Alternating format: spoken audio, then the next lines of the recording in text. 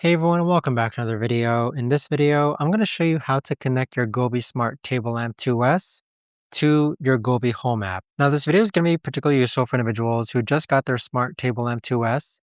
And so in order to connect it to your Govee Home app, the first thing that you want to do is that you want to go into your settings in your iPhone, click on Wi-Fi, and make sure that you're connected to a 2.4 gigahertz Wi-Fi. In addition, make sure that your Bluetooth is also turned on. Next, install the Govee Home app, and then once it's installed and you've logged in, click on the plus icon on the top right-hand corner. At this point, you should probably go ahead and make sure that your Govee Smart Table Lamp 2S is plugged in.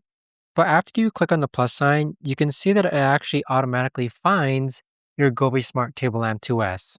Afterwards, you would just click on Add and go ahead and follow the on-screen prompts. But there you have it, guys. That right there is the best and easiest way that I know of to actually go ahead and connect your Govee Smart Table Lamp 2S to the Govee Home app. If you guys know of a better or easier way to actually do this, let me know in the comments down below. I would love to know. Thanks so much for watching, everyone, and I'll see you guys all in the next video.